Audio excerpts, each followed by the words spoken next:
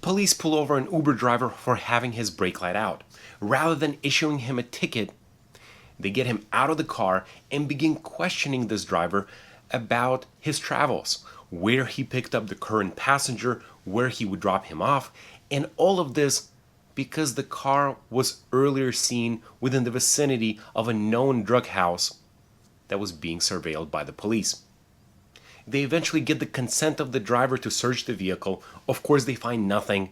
They get the passenger out of the vehicle and begin questioning him. Eventually, they find some narcotics on the passenger, who later argues that this stop was illegally prolonged in violation of his Fourth Amendment rights. Now, in the last few weeks, I've discussed a number of prolonged stops, different variations, all in violation of Rodriguez versus United States, which says that the officers must diligently pursue the mission of the stop, that is, issuing the ticket. So today, let's look at another case, this particular variation. And before we go on, I want to thank you for watching me here at the LAWSTACHE channel on YouTube. If you're listening to the podcast version of this recording on Audible or Spotify, please give my podcast a 5-star rating. And finally, if you want to support this channel, consider going to lawstache.com and check out some of the merch, including the Do Not Arrest This Person t-shirts, hats, stickers, and other items. Given that we're in the Christmas season now in December, this is a perfect gift for that uncle who always gets in trouble. So get that Do Not Arrest This Person t-shirt, and thanks for watching. Quick message from LawStache. Are you charged with a crime? Or do you want to know your rights if stopped by police? Watch California attorney Anton Vieltsin discuss legal cases from the Supreme Court, Ninth Circuit, and California state courts on the LawStache YouTube page. Anton has handled hundreds of federal and state criminal cases, has an in-depth knowledge of the law, and has the best mustache ever. Subscribe to the LAWSTACHE YouTube page. That's LAWSTACHE. Today we're discussing United States versus Timothy Malone, which is a case from the Eastern District of Tennessee, and it is a perfect case for us to continue discussing prolonged stops, which we have been doing in the last few weeks. From the introduction, you already know some of the factual background about the case, but let's fill in some of the gaps.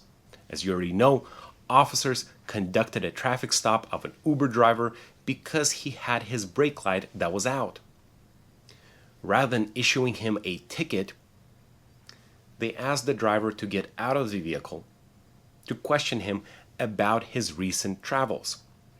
All of this because the car was earlier seen within the vicinity of a known drug house that was being surveilled. When the officer pulled over Mr. Williams, he came up to the car, asked him for his driver's registration and insurance. Now, Mr. Williams right away said that he was just an Uber driver. He provided his identification, his registration, and then it took him a second to find his insurance papers. Now, I will always suggest to you and all of my clients, keep your registration and insurance in the sun visor above, rather than in the glove compartment. You don't want to be opening up any compartments because the officers can later claim that they saw some incriminating evidence in plain view. So the less you move around, the less you open things in front of the officers, the better. So next time, just a tip, keep all of your documents under the sun visor above. When the officer pulled over Mr. Williams, he got all the documents. The officer then went back to his police cruiser, verified that Mr. Williams was in fact an Uber driver. He then came back to the car and asked Mr. Williams to step out. The officer then began questioning Mr. Williams about his recent travels. Here's how that conversation went. Officer Green, you don't have any weapons or anything? Williams, no sir. Officer Green, I've got a question for you. So you say that you're an Uber driver? Williams, yes I am. Okay, so this guy is just a guy that, Williams says, I dropped him off at Burger King. Officer Green, okay, where'd you pick him up at? Williams, I picked him up at the Comfort Inn down there. At the Comfort Inn? Okay. And I'm taking him back. Where did you pick him up from? Williams says, I took him down there and I dropped him off. And then I got the second call from the Boone Street address and I'm taking him back to on Boone Street. Officer Green, on Boone Street? Okay, do you know the address over there? Williams says, 915, I think. Officer Green, 915? Officer, Yeah. Officer Green says, okay. Williams then says, if I thought about bringing my phone out, I think I'm right. Officer Green says, you can if you want. Yeah, that's fine. We're just having a conversation, that's all. With Officer Green's permission, Williams retrieves his phone from the Honda and returns to where Officer Green is standing. Then Williams begins to look through his phone while the Officer Green asks him the following questions. Officer Green, so you got an order to pick him up down here, and then you went up to the address, and then you got another one right after that to pick him up, the same guy, or is it? Williams says, yeah, same guy. Officer Green, same guy, okay. Williams, I don't think it will tell me the actual address. It just tells me Boone Street, but I'm almost positive it's 915 Boone Street. Then the following exchange took place. Williams, I had a feeling when I picked him up, there was something wrong with that. And I have to report that to Uber, because the way I don't get matched back to him. Officer Green, no, you're good. With that being said, okay, the area is known for narcotics, okay? I understand you're an Uber driver. I wouldn't suspect you of anything to hide, okay? Is there anything that you know of? No narcotics whatsoever? Williams says, no, sir. Nothing in the vehicle that I'm aware of. Officer Green, would you mind if I check? Williams says, I don't care if you search. Now, this is a mistake. Never consent to searches, period. Under the Constitution, you can refuse a search. If the officers have probable cause to believe that incriminating evidence will be inside your vehicle, they'll either get a warrant or they can always search the vehicle under certain exceptions to the warrant requirement, which I have discussed in a playlist called Vehicular Searches Without a Warrant. You can always check out that playlist. But here, there was no probable cause, so the officers had to rely on Mr. Williams' consent. Now, you might be saying, well, if I have nothing to hide, why not consent? This case is the perfect example. How did Mr. Williams know for a fact that there would be nothing inside his vehicle that would be incriminating? He's an Uber driver. Any one of his passengers could have left something inside his vehicle that is incriminating. And just because Mr. Williams is a completely innocent Uber driver, he would be entangled in some criminal case and he would then have to defend himself. So again, never consent to searches. Now, luckily for Mr. Williams, the officers never found anything inside the vehicle. Instead, they got his passenger, Mr. Malone, out of the car. They questioned his identity. He provided some information. The officers couldn't find anything matching that particular information. Eventually, Mr. Malone provided his actual name, his birthday, and admitted that he had an outstanding warrant. Now, once the officers realized there was an outstanding warrant, they asked Mr. Malone whether he had anything on him, any narcotics, and he admitted that he had some methamphetamine. He shook his pants, a bag fell out, and there was some methamphetamine.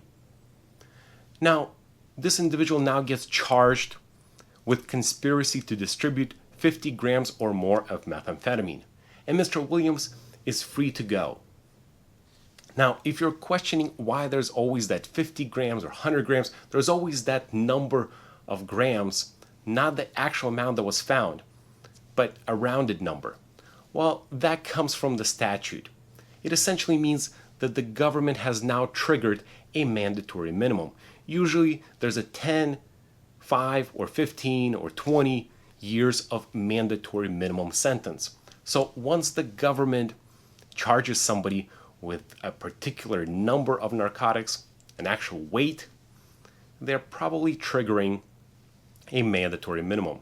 If you don't see the number, it is usually because the government chose to prosecute an individual without charging that person with a mandatory minimum. So here we do have a mandatory minimum, but Mr. Malone says that the search was illegal.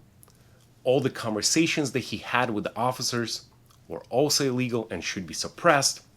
That is because he says the officers prolonged the stop. They first pulled over the Uber driver for having a taillight that was out. But rather than issuing the ticket, they began their investigation and sort of fishing for incriminating evidence. So before we go on, we have to discuss the Fourth Amendment and how it protects this particular individual. The Fourth Amendment guarantees the right of the people to be secure in their persons and effects against unreasonable searches and seizures. A traffic stop is a seizure of a person within the meaning of the Fourth Amendment. Therefore, it must be reasonable.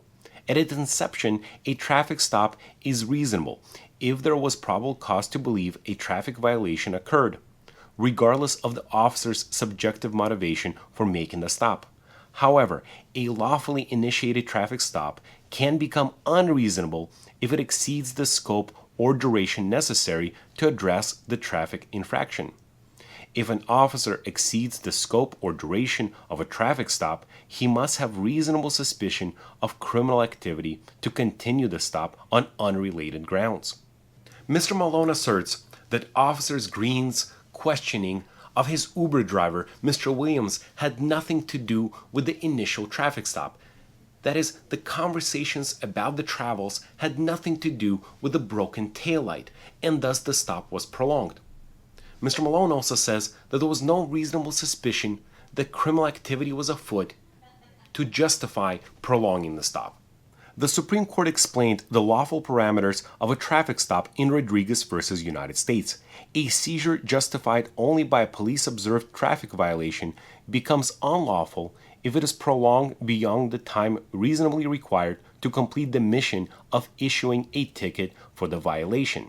The mission of issuing a ticket includes incidental inquiries such as checking the driver's license, determining whether there is outstanding warrants against the driver, and inspecting the automobile's registration and proof of insurance.